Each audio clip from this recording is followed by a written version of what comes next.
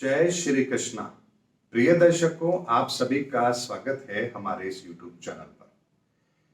दर्शकों, आजकल YouTube पर कुछ वीडियोस ऐसे आ रहे हैं जिसमें एस्ट्रोलॉजी को लेकर के बहुत नेगेटिव बातें की जा रही है।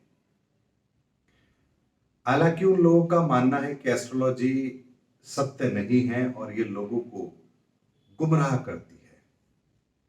लेकिन आज के इस वीडियो को देखने के पश्चात आपके संशय जरूर दूर हो जाएंगे, इतना मुझे पूरा विश्वास है। दर्शकों, एस्ट्रोलॉजी कोई कल्पना नहीं है,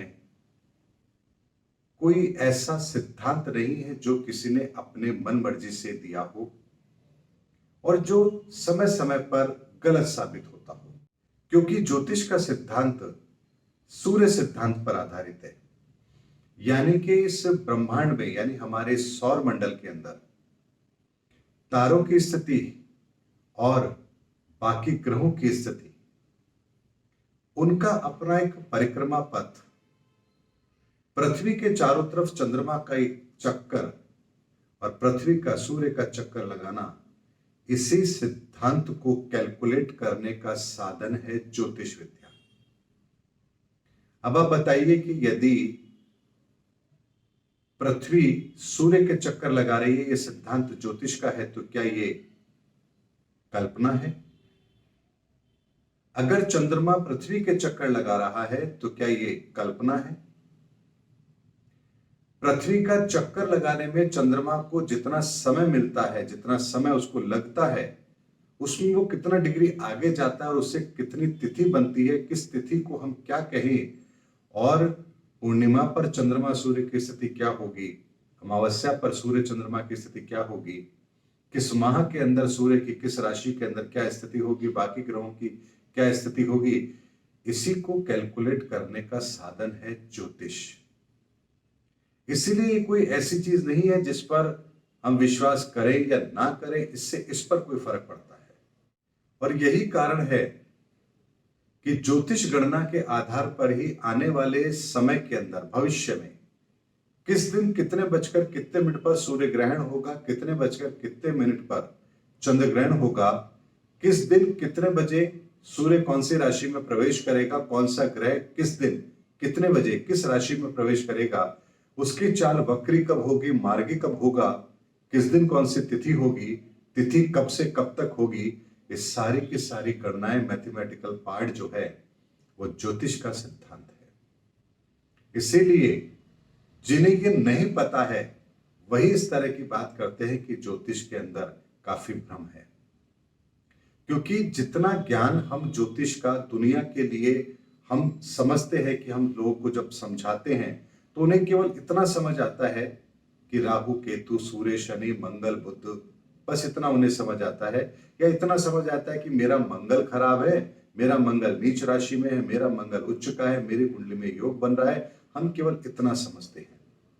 लेकिन ज्योतिष के अंदर भी एक सिद्धांत आता है जिसे हम कहते हैं फलित, यानी कि ग्रहों की इन परिस्थितियों का इस संसार पर, हम मनुष्य पर क्या प्रभाव होगा, इस चीज का जो अनुमान लगाने का तरीका है वही फलित ज्योतिष कहलाता है।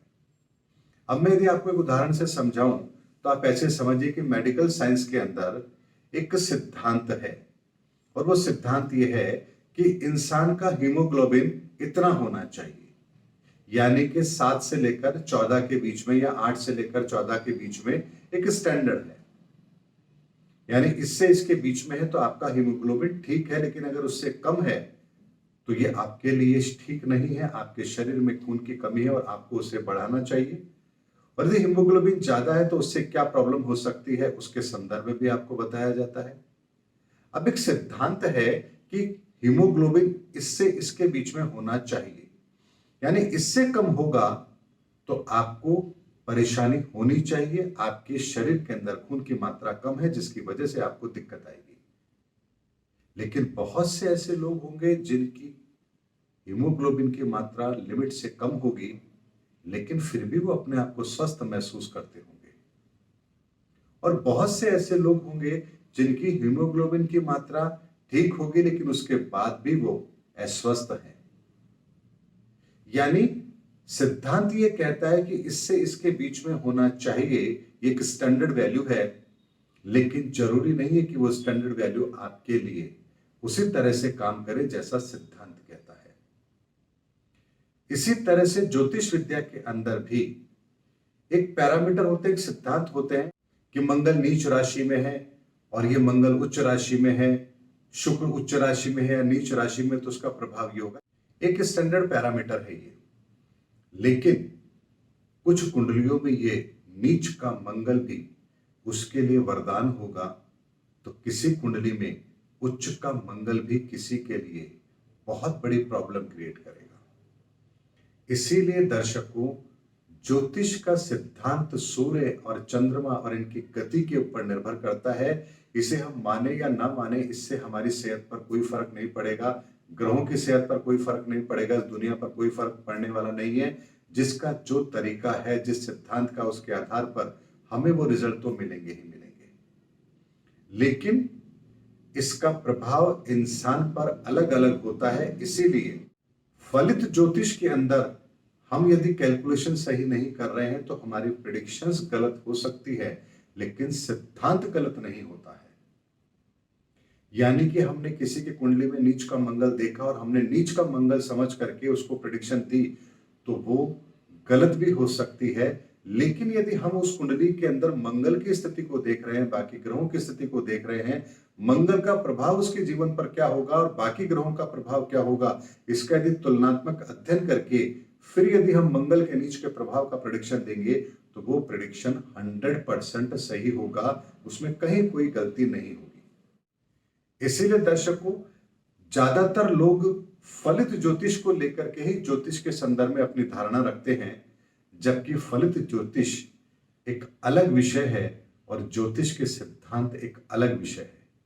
इसीलिए जो भी एस्ट्रोलॉजर ज्योतिष के सिद्धांतों को ध्यान में रखते हुए, वस्तु काल परिस्थिति का अध्ययन करते हुए, गोचर का अध्ययन करते हुए और फिर फलित ज्योतिष के ऊपर अपना फोकस रखेगा, प्रेडिक्शंस निकालेगा, विश्लेषण करेगा, तो उस एस्ट्रोलॉजर का प्रेडिक्शन कभी भी गलत नहीं होगा।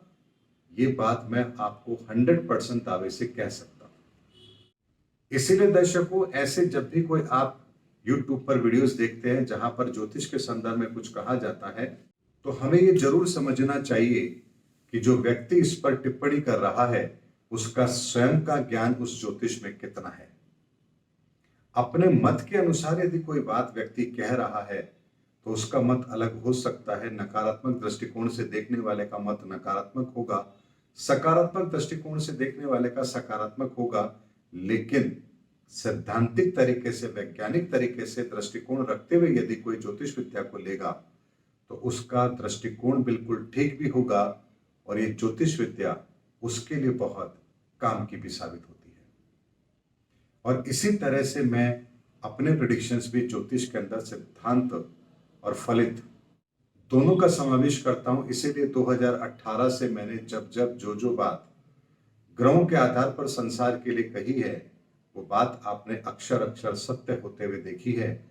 और इसका एकमात्र कारण यही है कि मैं ज्योतिष की गणनाओं पर भरोसा करता हूं, उनकी कैलकुलेशन को, उसके फलित को पूरी तरह से अध्ययन करने के पश्चात आप लोग के सामने कोई बात कहता हूं। इसीलिए आप भविष्य में उन घटनाओं को सत्य होता हुआ पाते हैं।